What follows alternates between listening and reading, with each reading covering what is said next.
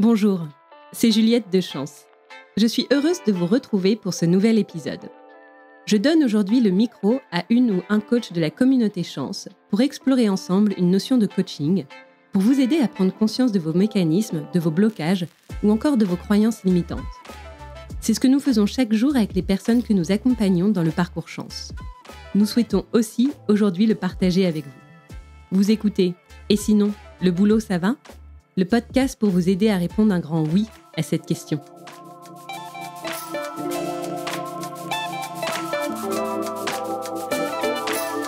Connaissez-vous la puissance du dialogue intérieur ?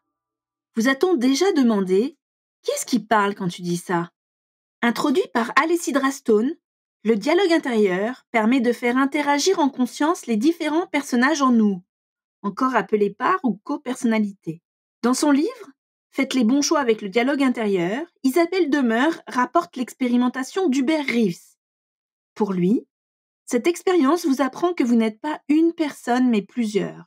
Vous êtes une troupe de théâtre et à l'occasion, un personnage monte sur scène, bientôt remplacé par un autre. Lors d'un changement ou d'une prise de décision importante, prendre conscience de ces personnages à la manœuvre est aidant. Entrons ensemble dans l'univers du dialogue intérieur au service du bilan de compétences. Je suis Christine Sauvage, coach partenaire chez Chance. Nous allons voir au travers des 5 étapes du bilan de compétences comment interviennent ces personnages et leur rôle dans le bilan. Étape 1. Le diagnostic. Le bilan de compétences Chance commence par une phase de diagnostic. Pendant cette phase, je fais connaissance en tant que coach avec la personne que j'accompagne. On explicite pourquoi et comment la personne s'est inscrite dans cette démarche. Plusieurs personnages font déjà leur apparition. L'enthousiaste, qui a décidé de se lancer dans le bilan de compétences. L'intuitif, qui ressent que cette démarche est importante. Nous clarifions l'objectif fixé à 3 mois. Nous évoquons ensuite les freins possibles qui pourraient nous empêcher de l'atteindre. Ces questionnements peuvent faire apparaître de nouveaux personnages. Le prudent, qui dit à l'enthousiaste de se calmer. Le monde du travail n'est pas un endroit pour s'épanouir. Le sceptique, en opposition à l'intuitif. Tu n'iras pas au bout du projet, comme dans tout ce que tu entreprends. C'est trop tard et trop risqué, tu ne trouveras jamais mieux. On va décider ensemble à quel personnage on laisse de la place dans chaque phase du bilan de compétences. Étape 2. L'introspection. Dans l'étape d'introspection, vous allez travailler à mieux vous connaître. Les exercices sur la plateforme vont vous permettre de faire émerger de nouveaux personnages, notamment ceux que vous pouvez avoir reniés ou enfouis. Les exercices vont permettre de contacter votre personnage rêveur pour revisiter vos rêves d'enfant, écouter les passions qui ont peut-être été reléguées au second plan au fil du temps. Cela permet de prendre de la distance avec votre personnage pragmatique qui se concentre sur les faits et la réalité concrète. Les exercices proposés comme le pitch, qui invite à parler dans une courte vidéo de soi et de ses réalisations, vont solliciter votre personnage observateur pour sonder vos compétences actuelles, vos forces et vos qualités.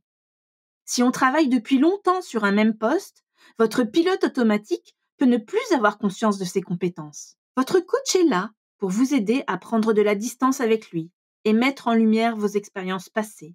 Une autre grande étape de la phase d'introspection est la recherche de votre étoile du Nord.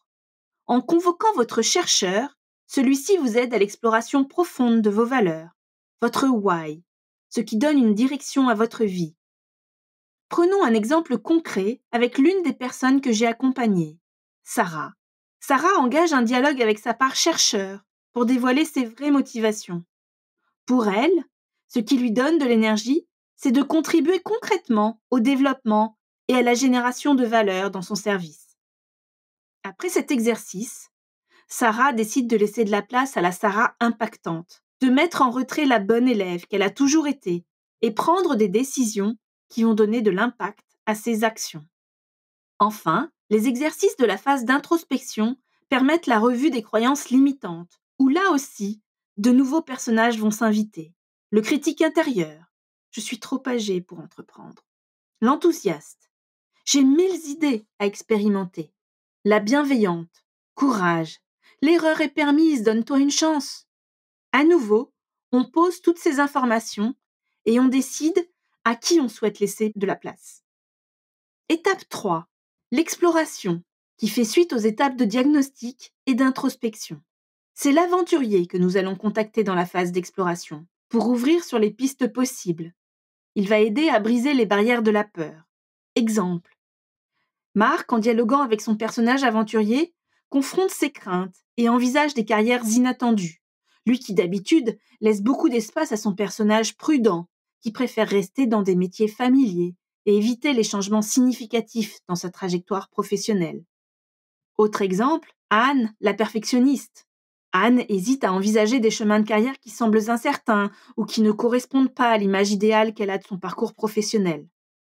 Lorsqu'elle contacte sa part adaptable, Anne s'ouvre à explorer diverses options, même si elles sont en dehors de sa zone de confort ou de son domaine d'expertise actuel, reconnaissant que la croissance vient souvent de l'expérience et de l'apprentissage.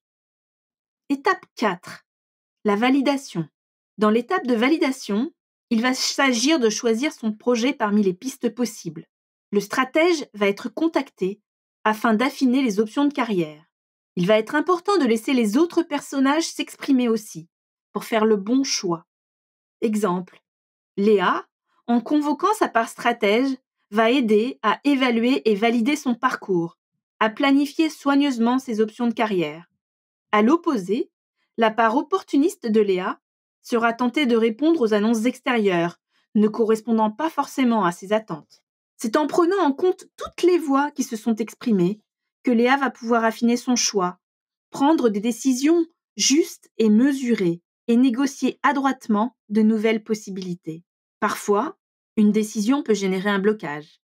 Il faut alors se poser la question si un des personnages n'a pas pris trop de place et prendre de la distance avec lui. Illustration avec Amandine. Amandine a pour objectif avec son bilan de compétences de se rapprocher géographiquement de sa famille. Elle échange avec son manager et télétravailler à 100% semble être une option possible au sein de sa société. Enthousiaste, elle prend la décision de tester cette nouvelle organisation en télétravail à 100% cet été et de déménager en septembre. Rien ne se passe pendant 2 semaines. Amandine ne pose aucune action en faveur de son futur déménagement. Je questionne Amandine, et celle-ci avoue être inquiète de quitter sa vie parisienne. Sa part enthousiaste a clairement pris le dessus après son échange avec son manager. Amandine revoit cette décision en tenant compte de cette part inquiète pour se laisser du temps et sécuriser la transition. Étape 5. Action. Dans cette étape action, il s'agit pour vous d'apprivoiser vos peurs et passer à l'action vers votre nouveau projet. Il s'agit de contacter vos personnages ressources, identifier tout au long du parcours ceux qui vous donnent de l'énergie et vous permettent d'avancer. Cela peut être le planificateur pour construire votre plan d'action ou le bâtisseur pour réaliser vos objectifs et mettre de côté votre indécis qui risque de ralentir votre passage à l'action. Conclusion. À travers ce podcast, j'ai voulu démontrer comment écouter chaque personnage en soi enrichit le bilan de compétences et chacune de ses étapes. Le diagnostic, l'introspection, l'exploration, la validation et l'action. Cela permet une exploration plus large et plus profonde avec des résultats et des déblocages significatifs. Faites du dialogue intérieur votre allié pour une réflexion approfondie. L'accompagnement d'un coach avec ses questionnements peut être un réel appui dans votre projet de transition.